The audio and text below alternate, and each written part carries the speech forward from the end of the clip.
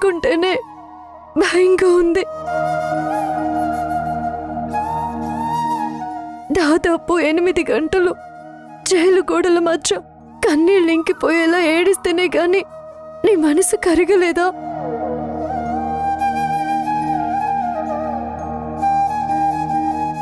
నిన్ను నమ్ముకున్నందుకు నాకు నందితమ్మకు ఎందుకు స్వామి ఈ కష్టాలు? ప్రతిరోజు నందితమ్మ నీకు దండం పెడుతుందే.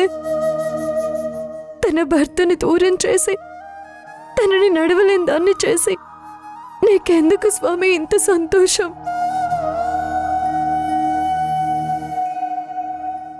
ఇంకా ఎన్నేళ్ళని ఆమెను ఇలా బాధ పెడతావు?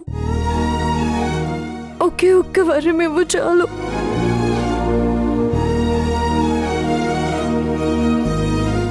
తను వీల్ చైర్ వదిలి నడవాలి, మళ్ళీ కాలికి అందలు కట్టాలి. ఆ నటరాజస్వామి అనుగ్రహంతో తిరిగి నృత్యం చేయాలి. తనని నడిచేలా చెయ్యి స్వామి, నడిచేలా చెయ్యి.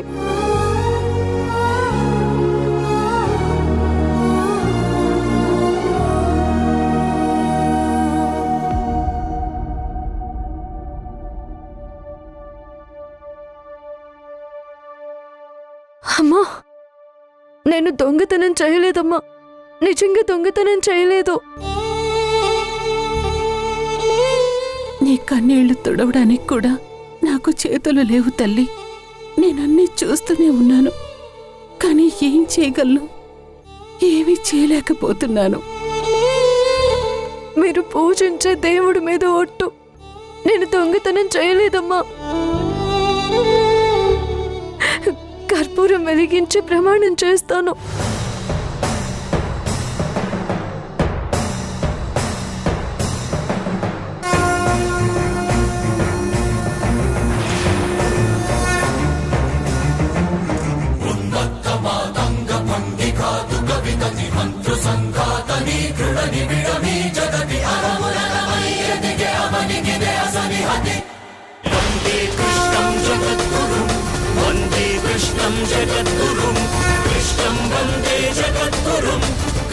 ఆ దేవుడి మీద ప్రమాణం చేసి చెప్తున్నాను, నేను చెప్పేది నిజం.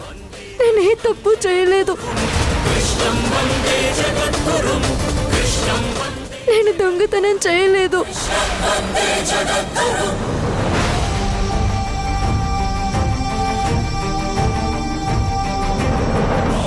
బరువై పుడమికి బరువై పెరిగిన ధర్మజ్ఞానిని పెరుగగా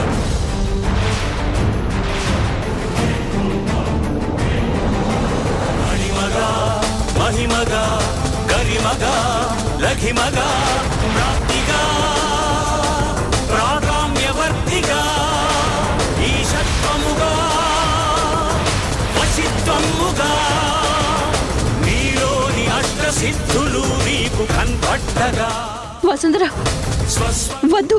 విశ్వరూపముగా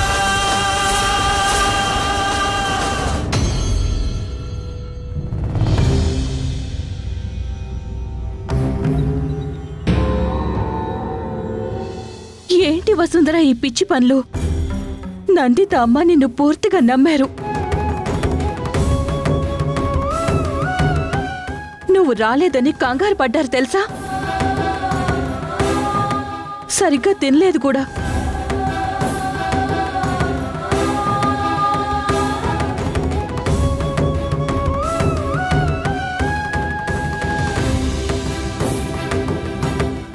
ఏంటి వసుంధర ఇది? ఏయ్, ఈ ఇంట్లో ఎవరూ పోలేదు. పచ్చగా ఉండాల్సిన ఇంట్లో చావు కేకలు పెడితే ఎందుకు ఏడుస్తున్నావు?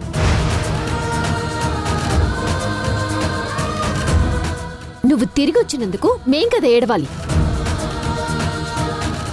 మల్లిక ఆంటీ నిన్ను పిలుస్తున్నారు, రా రా.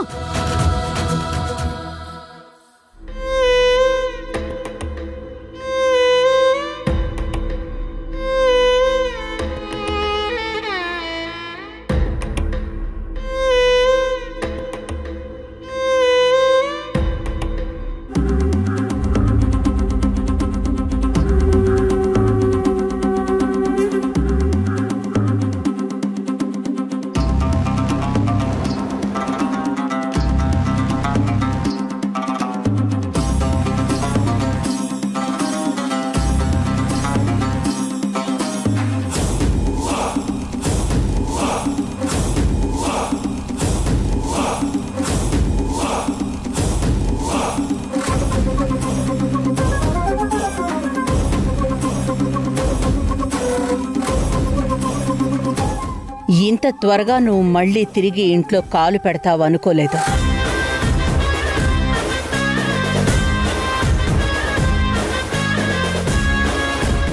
ఈ ఇంట్లో నువ్వెవరు?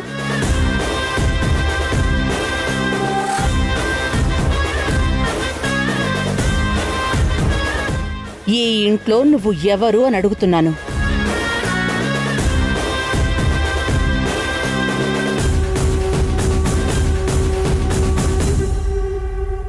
పని మనిషిని. ఓ, నీకు ఆ క్లారిటీ ఉన్నందుకు సంతోషం. ఇంత జరిగిన తర్వాత ఈ ఇంట్లో పని మనిషిగా తిరిగొచ్చావా?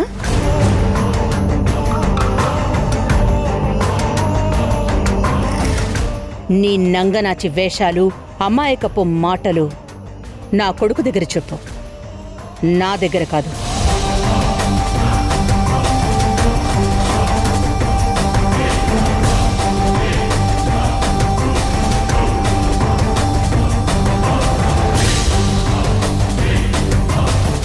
ఈ ఇల్లొదిలి నువ్వు వెళ్ళాలంటే నీకేం కావాలి చెప్పు. మంచి ఉద్యోగమా? ఇల్లా?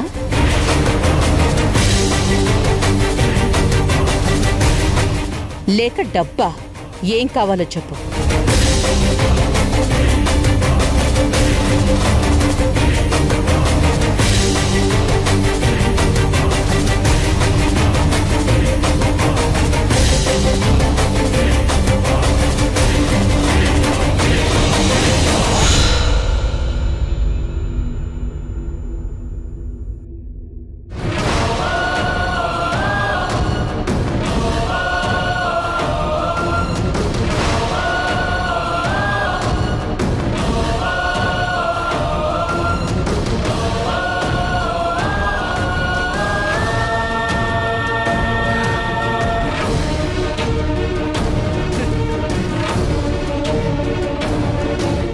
ధ్రువ సార్ చెప్పే వెళ్ళిపోమ్మనే ఒక్క మాట చాలు.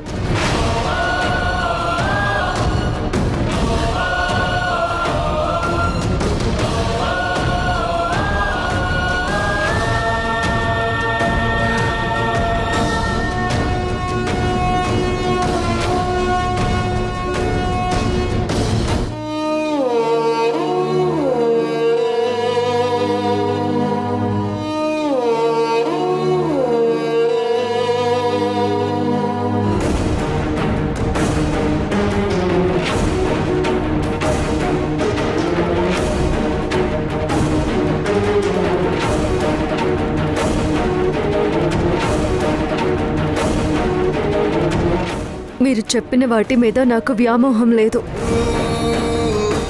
ఈ ఇంటికి కోడలు కావాలన్న అత్యాశ లేదు.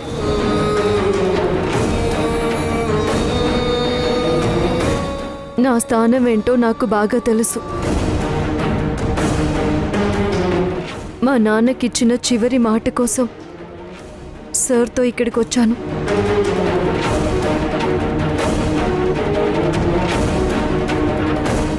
ఆ మాట నుంచి నన్ను విముక్తిరాల్ని చేయండి. సంతోషంగా వెళ్ళిపోతాను.